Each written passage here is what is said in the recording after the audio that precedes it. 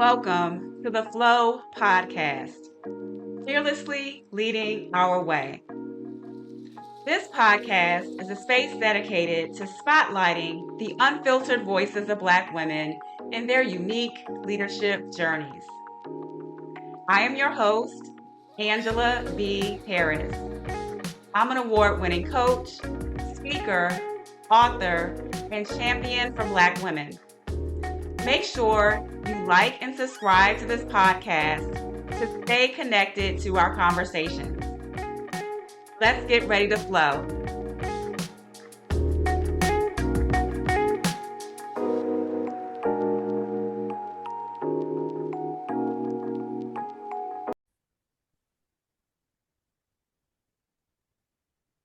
Hello, fearless leaders, and welcome back to the F.L.O.W podcast, where we explore the journeys of Black women leaders. I am your host, Angela V. Harris. If this is your first time tuning in, I'm glad you're here. If you're a regular listener, thanks for your support. Today's guest is Tamaira Sandigfer, affectionately known as Miss T. Miss T has dedicated her life to being a champion for the development of every child so they can build confidence, character, and a conquering spirit that believes anything is possible. Her mission is to help youth develop critical creative and life skills through exposure to the arts and entrepreneurship. This award-winning fearless leader has mentored over 880,000 youth across the country in underserved communities beyond California with her nonprofit organization, Studio T Arts and Entertainment. Welcome to the show, Miss T. Thank you so much. Thank you for having me. I am honored to have you. I'm certainly honored to be here. It's always a remarkable thing when you get to experience people do their excellence in their lane. So I'm just excited to not only talk to you, but I'm excited to learn from you this morning too. Likewise. And listeners, I have a feeling Miss T is going to take us to school today. As her bio says, you're going to leave with a conquering spirit that believes anything is possible. So make sure you have your notebook or your journal ready. All right, that's true. I do believe anything's possible. I'm I proof. love it. I just love your spirit, love your energy. So I'm excited to dive right in. Okay, I'm ready when you are. Okay, so tell us, how did you go from being a young child in Richmond, California to becoming a nationally recognized entrepreneur and nonprofit leader? My gosh, that is a big question. I will start with a lot of the experiences that I gained, growing up in Richmond, really have become catalyst for what we're doing organizationally and programs through the organization. So, growing up where, you experience extreme poverty, you learn a couple things. And one of those things is you learn how to be very innovative and very creative and how to stay alive. And the other thing that you learned is survival mode, which became critical when the whole world went into survival mode during pandemic. So it established me as an expert in survival. The other thing I would offer by way of learning is, you see the people around you have difficulties. Some of them are life and death difficulties growing up the way I did. So you learn very quickly how to become your brother's keeper, your sister's keeper. And so that has followed me, my entire life. I am very much a public servant. I am always intentional about strategically positioning myself to be of service to people. And I may have the ability, the capacity, and even, the grace to have a strength that some people are still trying to find. So to show up in someone's life by way of service or a guide to guide them out of their situations and circumstances that are difficult for them, I think is something else that has, been a major component in what has been built and what people are tagging as successes in my life. And then business, entrepreneurship, again, I know as a culture, we always got to hustle, a side hustle, or, this business plus this other business, or we could do hair, but we can cook real good, or we're creative, we all dance, we do music, we make beats. And so just culturally, I grew up with that around me all the time. But it was, no one ever called it entrepreneurship. They just called it what we do so that we had a little extra so that we can make it. So entrepreneurship has been a massive piece since I was 11 years old, got my first job. I've had maybe 9 companies, throughout my lifetime, and this one is the one that's become, most vital. This one's the most me. The other ones, I think I was just building something to make extra money. This one is really has my personality, my characteristics, my heart. And so this is just me executing, who I am in other people's lives through entrepreneurship. And it seems to be the one that's working the best. So it gives me a sense of, I learned how to congratulate myself through the things that we are doing through Studio T. And so anyhow, it gives me the opportunity to not only show up for people, but show up as myself and see that it's working in the lives of other people. So it's very gratifying, and it's established me as a leader communally, and it's also opened the doors to, a multitude of opportunities, but not just for myself, for every young person that I service and their families. So there's something to be said when you find your purpose, when you know exactly why you were designed to be on this planet. There's something to be said about that. So, sky's the limit. Just Hmm. keep doing what we're doing, and it seems to be working. I love that. Like I'm getting, I guess, goosebumps just hearing you say that. And just, seeing your face as you're describing it, she's glowing. I heard you say you had your first job when you were 11 years old. What was that job? Oh my goodness. I got up at 4 a.m. every single morning. I was a petite, you know, 5 foot little situation, and I wrapped papers. And I had a paper route, and then I had 2 paper routes, and I had 3 paper routes because my little sister wouldn't do her paper route. And it was an interesting thing that I did. No one really had the money for the newspaper in my community. So sometimes I wasn't getting paid, but it built disciplines in me that I use today that most people find difficult to build. So getting up at 4 a.m. with an alarm clock, because they didn't make alarm clocks that you plug in the wall. They made the alarm clocks that had batteries, and I didn't have money for batteries. So I had to condition myself to get up at 4 a.m. every day. At the age of 11, I still get up. I'm a very early riser, and I'm intensely disciplined. It built character and integrity in me, even though, I knew that some families couldn't afford to pay me, but they wouldn't get the news otherwise. They wouldn't get updates otherwise. Even though I couldn't get the money, I was still faithful to deliver. And I'm still faithfully delivering what I say I'm going to do today. And again, that's another character and integrity builder that was built in me. And then I became a supplemental provider for my family. So the money that I was making, my mom was a single mom with 6 kids. And the money that I would make, I didn't need a lot. I just I bought candy, things like that, as little. So I gave money to my mom, and sometimes that meant we got to eat dinner.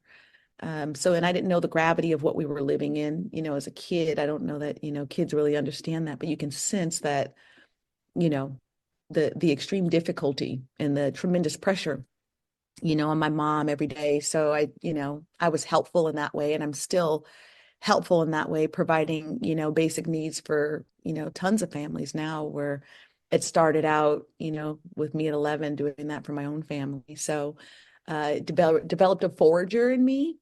So if Okay. I don't, if family needs something, I'm very good at going to find help, or going to find, supplies or materials or food. I'm very good at going to find what's needed. And I don't have difficulty knocking on doors, and I'm a very good asker. And I think that, I subscribe to the belief that, you have not because you ask not. Most people don't ask.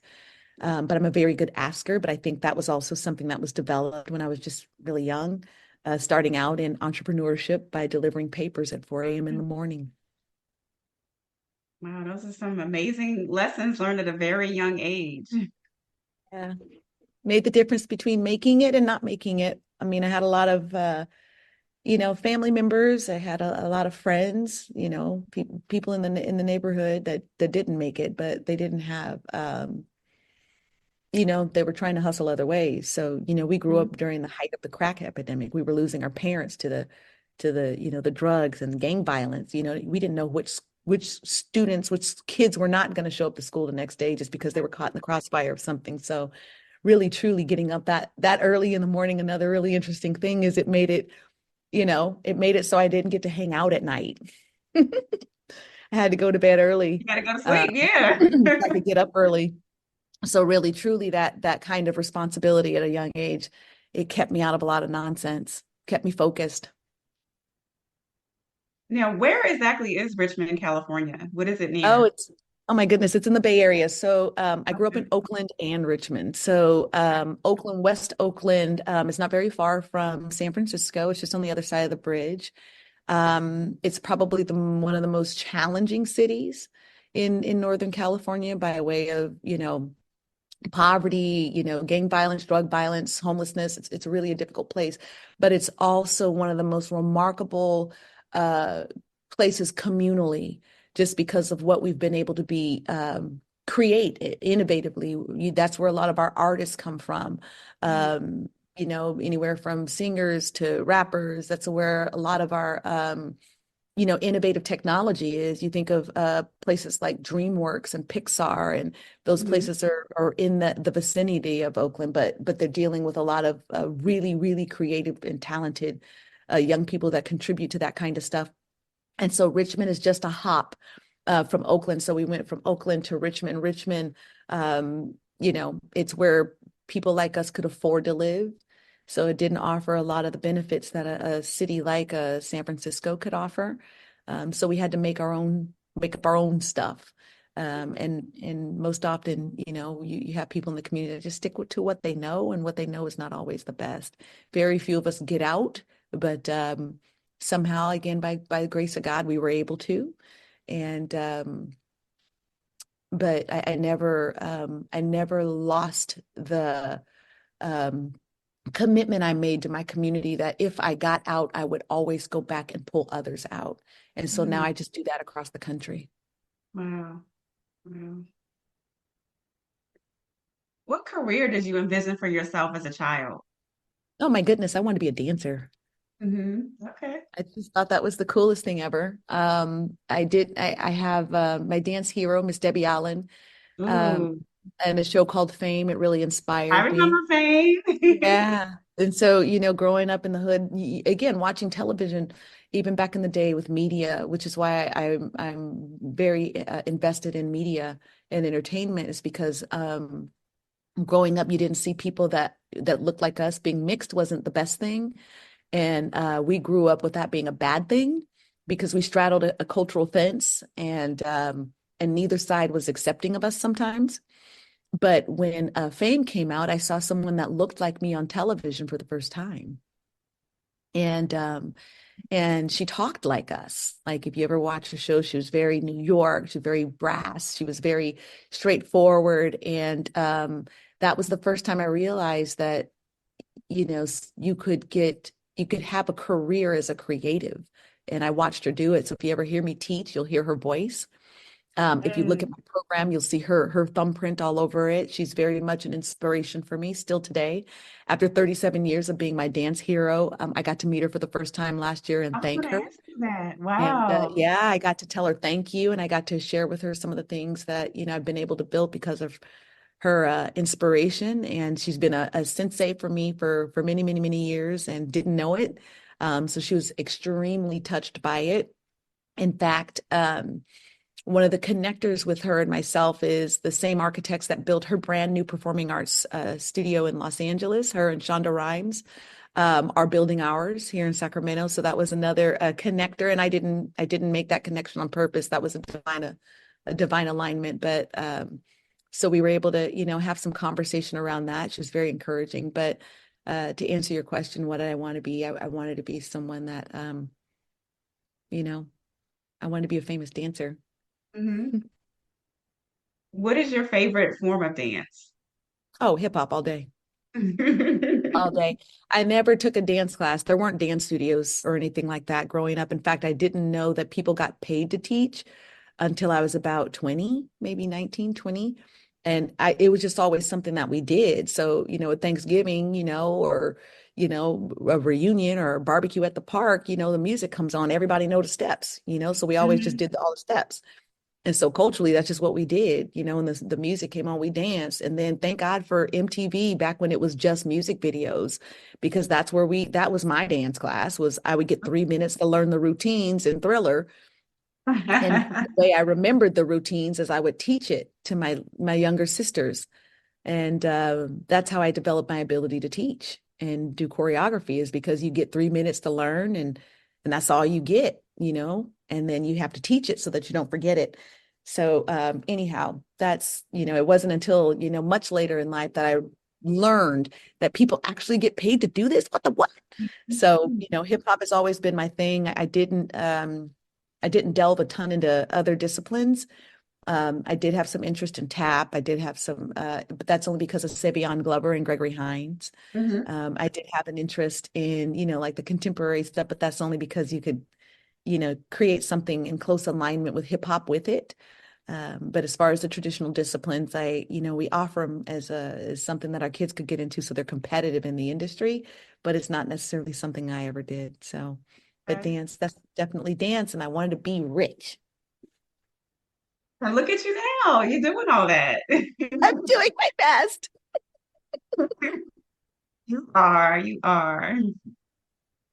I want to talk more about Studio T Arts, and I love the work that you're doing because you take an end-to-end approach with your organization, and it's really a family affair because you use dance as your primary tool for engaging the youth, but you also engage with their families and teach them Yeah. financial education, life skills, and entrepreneurship. So, what have been some of your highlights from that approach? Oh, certainly.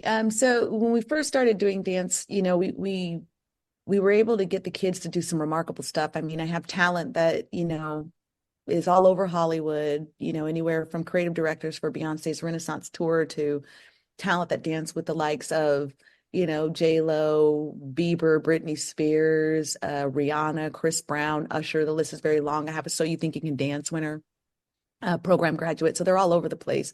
But one of the challenges we started to experience is that, yes, these kids were great dancers, but we were losing them, still to the streets and stuff. And so I recognized that, okay, I'm doing all this great work with the kids, but then they go home. And if I didn't start concentrating my efforts, you know, for the parents, so that the parents could elevate with the kids, then we would keep losing the kids because they would just go back to what they know.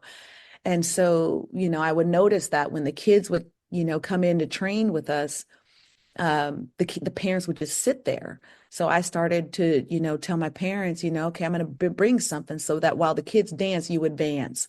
And I polled them for, how can I help? What can I do to make life better, or easier, or less challenging for you? And some of the Mhm. key things that came up is sometimes we don't have enough food. That was one. The second thing is debt. We had more check cashing places and liquor stores than we had banks and grocery stores in our communities that we were servicing kids and how I grew up. So I knew that financial literacy was a massive, massive piece part. I had to teach people how to get out of debt. I was in debt. I've been on welfare for an extended amount of time, homeless. I was homeless. I had over $600,000 worth of debt that I was able to get out of in less than 4 years. That was a whole lot of prayer and a whole lot of strategy. But I started teaching my families just some of the things that I had learned organically with trying to get myself, weaned from the welfare system, out of debt. And, I wanted to own home ownership. And that was another thing, was our families, they wanted their own homes. And, a lot of them were living in low income housing. I was living in low income housing. And so just following the steps and some of the steps of my friends, I actually started hiring coaches so that I can learn how to teach my people, how to, push out of what was their multi-generational norms. So while our kids danced, our parents advanced. And I found that, okay, so we started concentrating our efforts. And then not only were our kids shifting up, but our parents were shifting up. And then really the great majority of our programs, they came from me just listening to the people and what they were struggling with. And when I found that there was a pattern struggle, we just implemented program that would challenge the struggle so that that wasn't the struggle anymore. So building something that not only teaches you budgeting, it also teaches you savings. It also teaches you how to not go broke at Christmas. That was a big thing. Like a lot of our families were losing their homes come January, February, or they were really ill, or they were living in their cars. But that's because they spent all of their responsible money trying to give their kids a Christmas. And so we had to start top of year to teach them how to save every month, even if it's just $20. You have a budget for Christmas, so that you're not waiting until November and December, spending all your money, getting cash advances, putting yourself in debt, and then losing your place to live because you can't pay because you spent all of your money the handful of months before. So how to not go broke at Christmas was one of the first workshops that I did, and it was still today the most popular one. And then we spent a lot of money on food. You know, a lot of our families, you know, single parent families, they work so hard that they're tired at the end of the day. So they drive through something. Welcome to McDonald's. May I help you? They think shopping from the dollar menu is cheaper than going to the grocery store and Yeah. meal prep and budgeting, because it's a dollar burger. And so teaching them how to save money on groceries. I have a good friend of mine that she would do the extreme couponing. So that's a whole big thing. So just teaching my families how to do that was the game changer. And then I would add that another component that has been exceptionally valuable is teaching our young people how to show up as supplemental providers in the family. And that was by helping them learn something as simple as meal prepping and cooking. And so we started buying, you know, crock pots for our families and teaching our kids just how to do something simple like make beans and rice. You make Mhm. beans and you have nachos, tacos, burritos, beans and rice, or beans and meat and a vegetable. And our kids were doing that for our parents that are, you know, working single parent households. Our college students needed the training. So, you know, a lot of this stuff just became because we were responding to the needs of the people that we were servicing. And, you know, originally it was, yes, it was about performance, but then it became more about how to make sure that we're doing legacy impact for our families so that we don't have, you know, kids who are having kids that continue the pattern of poverty, that continue the pattern of you know, criminal activity because they're just trying to survive. So we did that with our kids that would come to the studio, but then we started going into schools and doing it at school campuses because our kids could walk there and our parents could walk there. I even Mhm. go into the juvenile hall and teach it there. You know, a lot of times that's where our young people are, you know, they end up because they're trying to survive and they do things that they got to do to make it, but they end up there. So teaching those skills so that when they come out, and we don't call it jail, we call it boarding school. So when they Mhm. graduate from boarding school, they're able to, you know, come out with the skills that they need just to, you know, thrive day to day, and then, you know, offer them something by way of entrepreneurial training so that they can, you know, get good jobs or work for themselves because some of them have kids. So, yeah, that's the gist. Most often I just do a lot of listening and a lot of doing once I see that, you know, we can be responsive with support.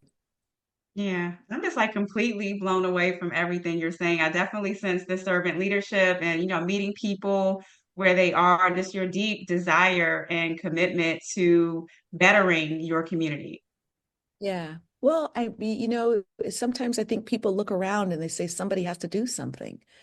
And I think that when you're gifted with the ability to see that there's a problem, that means you're also gifted with the ability to do something about the problem. And most Mhm. often people see the problem and they talk about the problem, but they don't take the next step and do something as a problem solver. And so I've been gifted with the ability to see the problems, but I've also been gifted with the ability to be a problem solver. And I think everybody has that in them. They just don't Mhm. always activate it. So I wouldn't say that I'm any sort of remarkable other than I'm just a good seer and a good doer. I love what you just said. When you are gifted with the ability to see the problem, you are also gifted with the ability to solve it. Like you said, I think so many people just probably overlook that or focus on, what could go wrong versus Sure. what could go right in the situation. Sure. 100%. 100%. And I like to remind people of, you know, the story in the Bible about David and Goliath. You can look at the problem of the Goliath, and yeah, it's big and it's gnarly and it's horrible and it's loud and it's obnoxious and it's challenging everything that you and your community, it's challenging your ability to thrive and be better and have a good life. And it's introducing things like fear. But I also add, David he became famous because he faced the problem. And he didn't just face the problem talked, but he talked back. Mm. The problem moved and he moved forward. He moved toward the problem. And so most often there's a level of success, there's a level of fame that comes that's added to the doer who's positioning themselves as a problem solver. And there's always fear attached. I Oh. won't say that I learned anything that I'm doing in a book. I didn't take college classes to learn how I'm doing what I'm doing. Really, truly, I learned by doing something. I didn't have anything, by way of business model that would solve some of the issues that we're able to solve. But I did have a heart to help people. And I knew how to teach dance. So I started with the small seed of just gathering people through creative movement. And it's evolved tremendously from there. And problems present themselves every day. The only difference between today and 30 years ago is I recognize that, okay, this is inspiring fear. It's giving me some level of anxiety. That means I'm onto something. Don't Mm. run from it, face it. And then, when you learn how to just stay in the ring and keep throwing blows, I'm of the learning that, having done all to stand, you stand. And I'm taught that you stand therefore. And sometimes all you got is a stand. And so I'll take a stand for what I know is not right, and it says, in my training, it says, you stand therefore. And then I added, you stand therefore until you get what you're standing there for. So even if I don't know how to fight the fight, I'll at least show up in the ring and stand. At least they'll know I'm serious about the battle and I'm in it. So, again, I think sometimes there's a level of courage that comes with commitment to solving the problem that is developed once you take the first step and then the next step and the next step and the next step. And again, I don't know that I have any kind of remarkable other than I'm a good seer and I'm a very good doer. Mm. I'm curious, do you have like a favorite mantra you kind of go back to or a scripture that you use to kind of motivate you or ground you? Yeah. All things are possible. Who would have thought? Again, and when I say that I was on welfare, that was in my 30s with three kids. I grew up in this system. Growing up, you eating for breakfast, we had to fight roaches and stuff for our food. You make your bowl of cereal, you got to pick them out, and that's if you have cereal. So the level of poverty that I grew up as my daily norm to where I am today, that somehow he could take this shy kid that didn't have a thing going for her other than some level of fearlessness because she didn't want to die. She wanted it, and she didn't want to see the people around her that she loves die. She didn't want to see the people in her community, they doing their best. She didn't want to see them die. That he can take just a person like me and do something like what I get to do every day. It is a privilege. It's an honor to show up in people's lives and help them forward, help them upward. Like every day is a privilege. I'm grateful every day. Do I have a mantra? Yeah, there's nothing impossible. There's no such thing as I can't. There's only I won't. Mm. You can do anything. Decide what you want and then do it. Decide where you want to go and then go. And I learned this: God leads by red lights. If he's Mm. not telling you to stop, you know what you should be doing? Oh. Go. Everything about your life should be go, go. Green means go. If he's not throwing up a red, and he'll only do that to protect you or redirect you. But if he's not throwing up a red light, it's go, baby. You can have the life you want. The only thing that's stopping you is you. So what do I live by? Everything's possible. I don't want to have any ceilings, any walls, or any closed doors. Mm. And I'm clear about what I want. I want to see some people really make it. I want to challenge the idea that because you grow up broke that you can't become. I want to challenge the idea that people that's in certain communities need welfare. They don't. They need to be empowered to produce for themselves. Yes, Then they that won't part. steal nothing. They won't tag That nothing. You part. showing up wrong.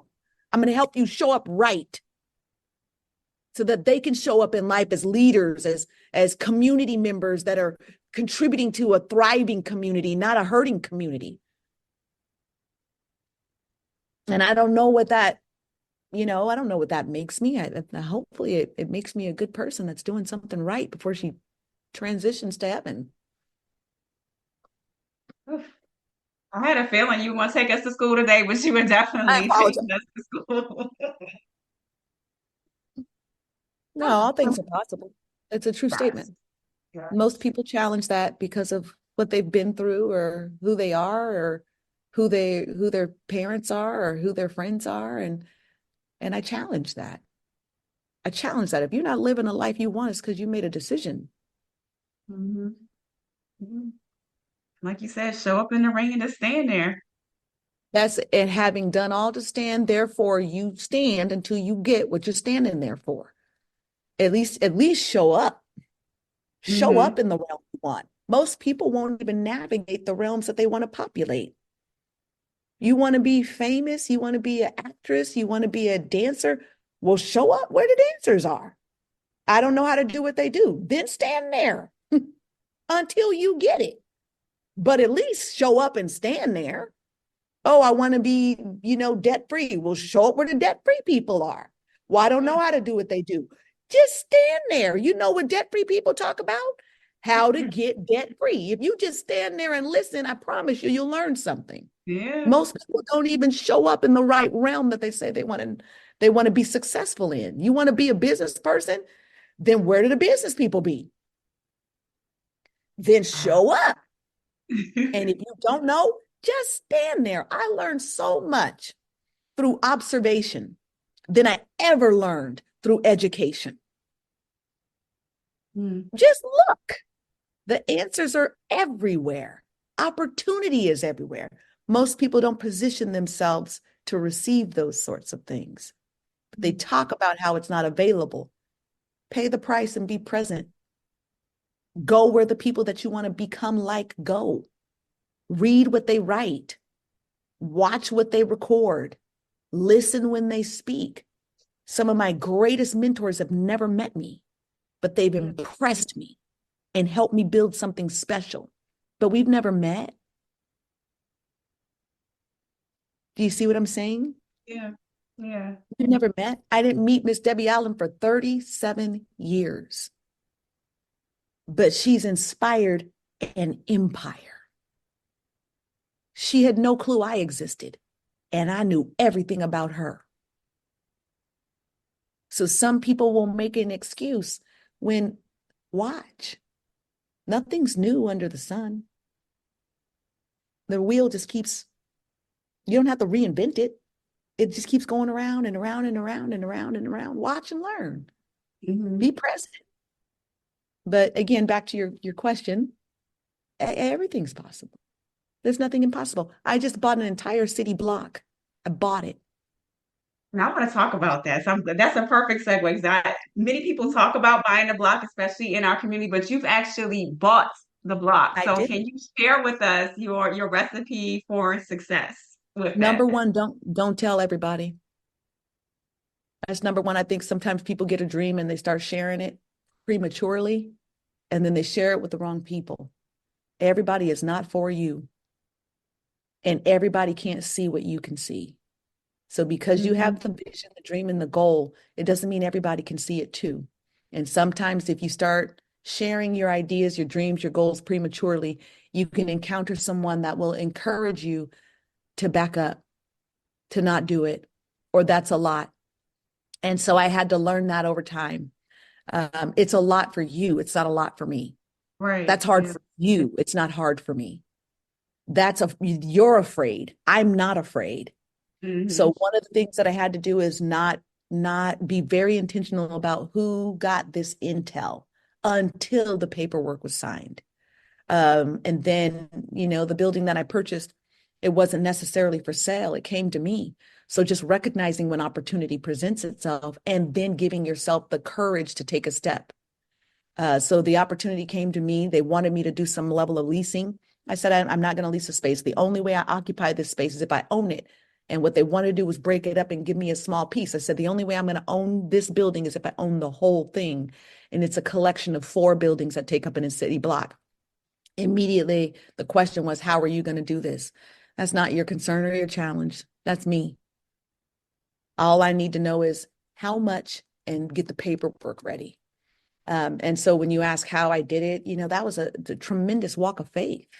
First, I had to agree that I was going to do it. And most often, people will never get in agreement with themselves about their dreams. There's always a reason how you can't. I don't ever give myself reasons why I can't. I look for the reasons why I can. How can I do this? And then when I encounter somebody that says that's not going to work, tell me what will work. I don't want to know what doesn't work. I want to know what will work. And so I found the different programs. It took me about 1.5 years to do it, from getting the vision, getting the building, doing the paperwork. And then a critical piece for me is I didn't want sole ownership. I wanted my nonprofit to own it too. And that added another layer of challenge because, people get afraid when you say nonprofit. They think nonprofits are broke. And I said, well, mine isn't. And so there was some level of legwork that I had to do because I'm thinking legacy. I'm Yeah. not going to be here forever. So no matter what happens, beyond me, the community will always own a piece of property that they can call home, and my kids and my programs will never be displaced. So beyond my years, this place will exist for multiple families, from my kids as kids as kids. So that added a layer of challenge to the process. And again, trying to get people to understand those sorts of things. So I had to find the right program and the right, pool of resources to pull from, so that ownership of, not just for me, but for my organization, was at the forefront of everything that I was doing. And it took me 1.5 years. But again, there are so many moments where I just had to stand. Yeah, I you just had to sit in that ring. I just had to stand, and I had to wait, and I had to watch, and I had to observe, and I had to and then make sure that I all my key players right. And then I even had to get in here and do some level of, activation. But I had to cover the walls, I cover the windows. I couldn't let people see that we were in here servicing people, because there were other agencies in the community that didn't want us to come into this community. And so there was a lot of question around, can she do it? Will she do it? And the answer is yes. I Mm. decided this in 2016. Mm. And I had, you create the vision for this stuff. You Yes. feed the Write vision. You down the vision and make constantly, it plain. yeah, and then you feed it and you fellowship with it and you build a relationship with your vision. So it's realer to you than you actually reaching out and touching it. It becomes real tangibly once it's real to you internally. And most people don't take the time to do that kind of work. Um, Again, with the building, it's not something that I didn't think I could do. It's something I knew I had to do, and it was next level service. Mhm. So anyhow, yes, we acquired the block, and my objective in doing that is not so that we solely have a place to do our programs, but we create a destination for people to come and study the model so that they can activate things like this in their own communities. So I needed a destination headquarters for a part of the city that most people have written off is too hard to fix.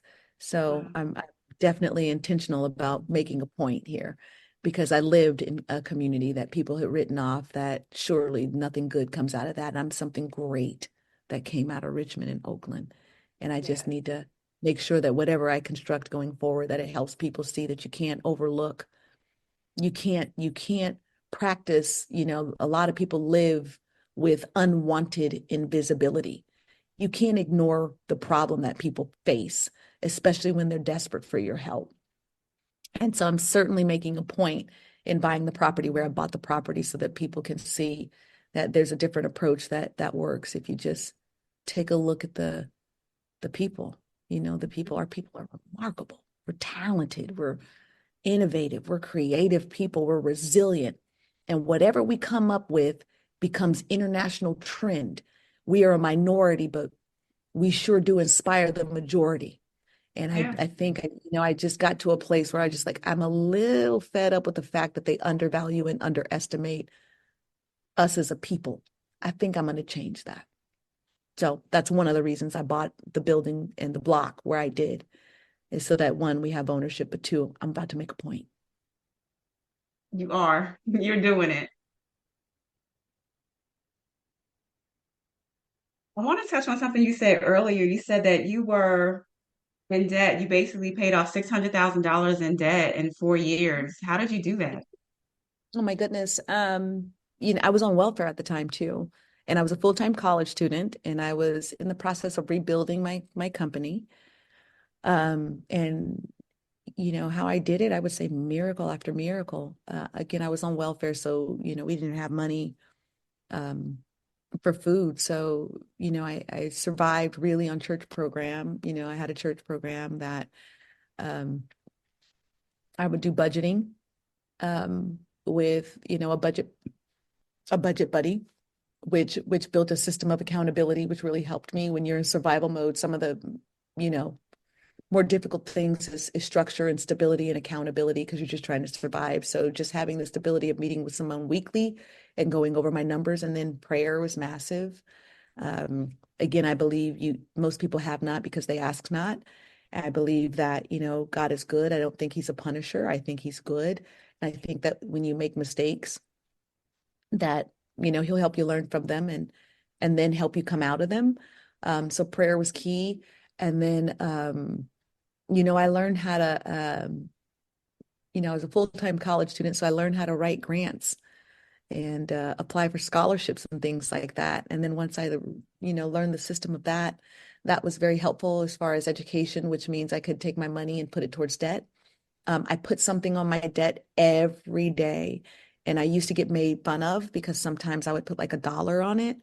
But $1 to, the principal of your car Mhm. is big. I would save coins. I would renegotiate some of the things that, with some of the debtors. I would renegotiate terms. I learned that they bought things, for dime on the dollar. So I know that, if I offered them something rather than nothing, that they would work with me. And I learned that system and I worked it quite a bit. And then I had, a large part of the debt was me buying my very first building. I don't even think I was 30 yet, and I bought a $500,000 building. Um, and it was the kindness. I was doing the thing where I was giving them something. So they would get an envelope with a thank you with $1 saying, I'm doing my best, and here's what I got for today to pay you back. And then I remember one day, they sent me a note saying that we're relieving you of this massive chunk of debt that I owed on the building. And so that was a gift. But again, I took my stand that I'm going to pay you back. But in the heart of me wanting to, you know, pay back and clean up my mess, people were moved. As I stepped towards freedom, people were moving towards me to help me get free. And Mhm. so just, being honorable, again, that character and integrity piece, some people don't ever say, okay, how do I pay this back? Most people just like, oh my gosh, that'll fall off my report in 7 years. So I'll just ride it out. I didn't want to do that.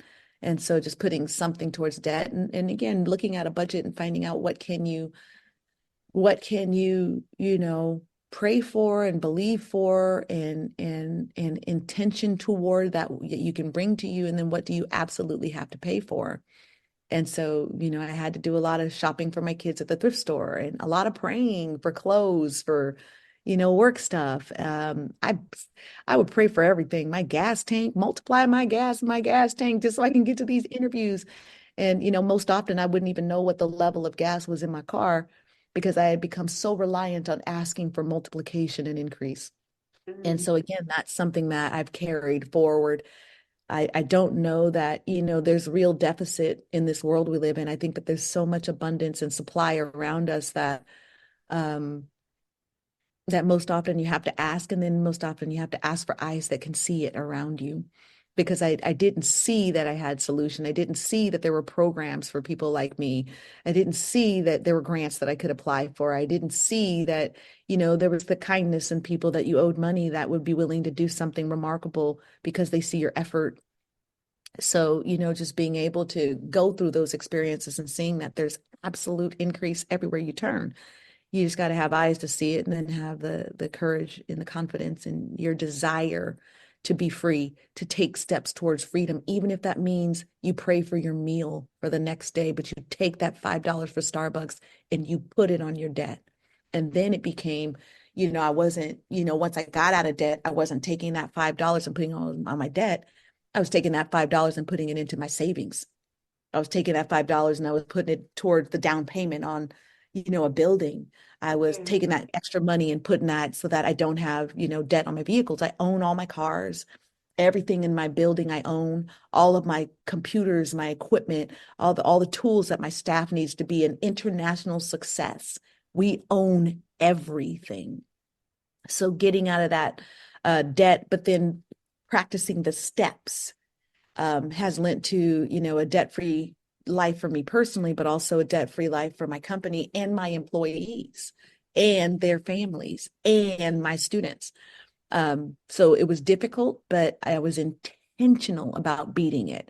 And I think that, sometimes people say, I want to be out of debt, and I wish, but when you want to be out of debt, you will get out of debt by any means necessary, even if that means you're going to lose some weight because you can't eat out, but you debt free. And now I can eat out whenever I want.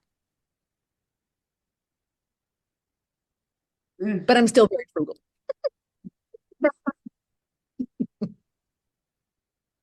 Though you have such a rich and diverse career, what accomplishment are you most proud of and why? Um, I would say, an endeavor. I don't know that I could pinpoint one, but I would say it's the success of my young people. My son is in college. He went away to college. He's the first Black male in my family to do that. The bulk of them have already been in jail by the time he's their age. They already have kids with different women by the time they're his age. None of them have higher education. They all still hustle.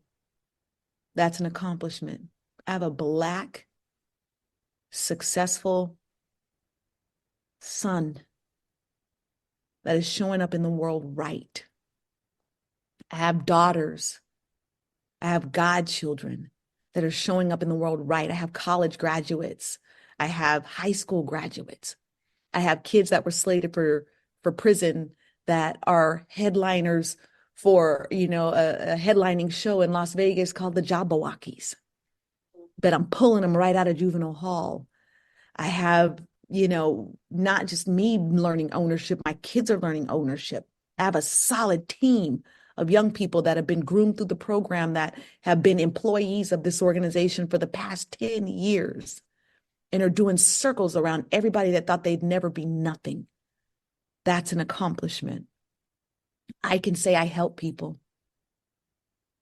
That's massive for me. Mhm. I can say I needed help. Now I'm the person who shows up to help.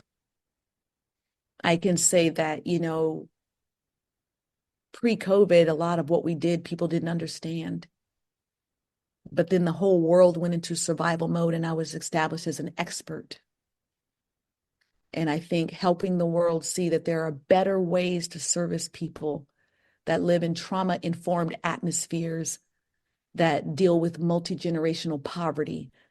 Now people are starting to see that there are better ways to support and serve those sorts of communities because of how I showed up. That's an accomplishment. I have grandchildren. That's an accomplishment. Yes. I got to turn 50 and I'm alive and I have a sound mind and I can think and I can still dance. I can do circles around them little God blessed kids. Don't play my song. We can still get down. What's your That's, song? oh, anything Mary J all day. Okay. All day. Don't mess with me. All day. All day. I love her stuff. She's inspiring to me. But that's an accomplishment. I'm still physically able to do what I do and lead. by way of creative movement. That's an accomplishment.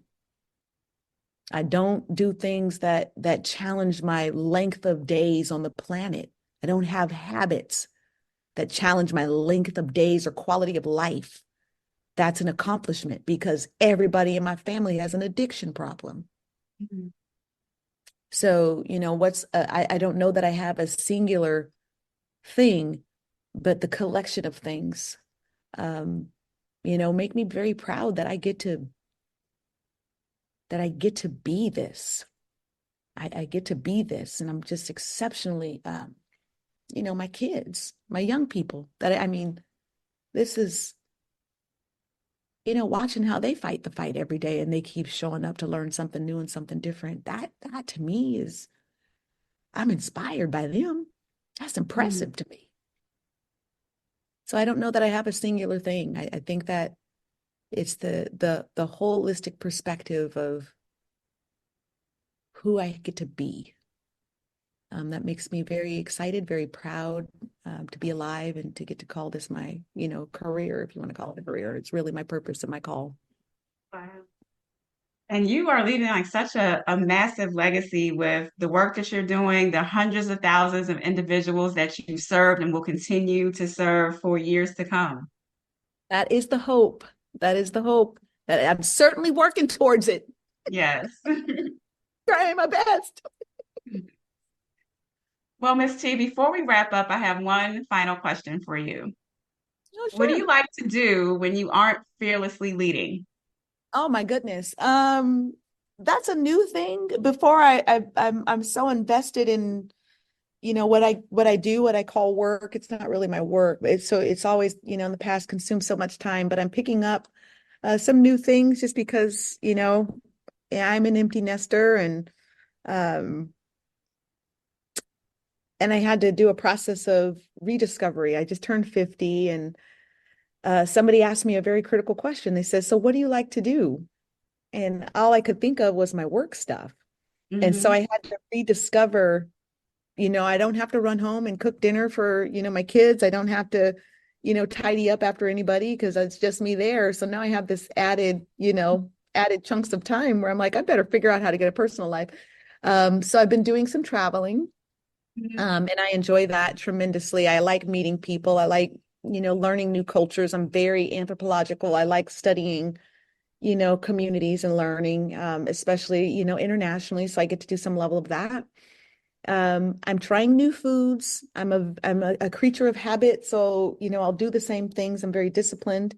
Yes. Um, but what it's done is I only eat certain things. And someone said, "You're a picky eater," and I'm like, "I'm not a picky eater. I just know what I like." And it's this, these little things. So I'm exploring other communities, but I'm also exploring the other foods. I'm trying new things. And then I would also suggest, organically, I'm really a shy kid. I really am. And I know that, most people I speak, to thousands, I take stages, often I walk red carpets and things like that. But if I didn't have those things slated into my day by a very strong and amazing staff and team, I spend an absurd amount of time, growing up just being by myself under the bed, living in my books. And so when especially in pressured seasons, um, I try to do a lot of that. I like to read. I like to study. The Bible is one of my favorite tools. Um, I can live there for hours and hours and hours. But and that's something that most people, I don't share those sorts of things. So I like that you're asking these questions and that you're easy to talk to. So, Oh, yeah. but those sorts of things, I just, and then watermelon licorice, that's my new thing. I like this watermelon licorice. And I told my kids, I don't know if this is bad or good, but this is bag number 2. Someone should take this. So, but that's the gist. Well, if your travels ever bring you to DC, I would love to meet you in person. If I'm ever in Cali near your studio, I would love to come visit. Too. Well, just so that I do some work in DC. In fact, I just had a handful of kids we walk the halls of, our states, the same halls that our presidents, the White House. Mhm. We work with an organization, the community communication department. So we do some communicating out with some of the initiatives for, our country's leadership. And so I am in DC, just so you know, and literally physically at the White House with my young people who are vetted content creators for the White House. Um, so yeah, I'm there in 100% all day. I would love to. You. Well, thank you so much for taking us to school today. I know I took a ton of notes. You dropped so many gems during our conversation. How can our listeners stay connected with you? Oh, that's a wonderful question. A couple different ways. I do have a website, sweetteatime.com. That's sweet, T-E-E time.com. You'll also find Sweet Tea Time on Instagram. T Sandy is my handler for Facebook. I'm definitely on LinkedIn. And then organizationally, website is studiotarts.org. You'll find a lot about who we are, what we do, and how we apply that in communities. You'll also find Studio T Arts on Instagram, TikTok, Facebook, you name it. We're on all the stuff. YouTube for sure. You'll also find Sweet Tea Time on YouTube. So I do try to capture a lot of, strategies, tips, you know, and put them in video form so that people are getting the opportunity to grow even if we can't be in present with them. And then lastly, I'll offer that, I have e-courses. So one is 30 Days of Greatness. You can find that on my website. And the other one is Rags to Riches. It was very important to me that, once I broke the $1 million ceiling, that I taught other people how to do it. So there's a whole e-course just chronicling all of my steps. Again, I'm very disciplined and I document everything. So I have that out there for people who want to learn more, grow, and it's self-study so they can do it when they have time. Okay, well, I'll make sure I include all those links and resources in the show notes for our listeners. Thank you. And to our listeners, thank you so much for listening today. Until next time, take care. Bye. Thank you.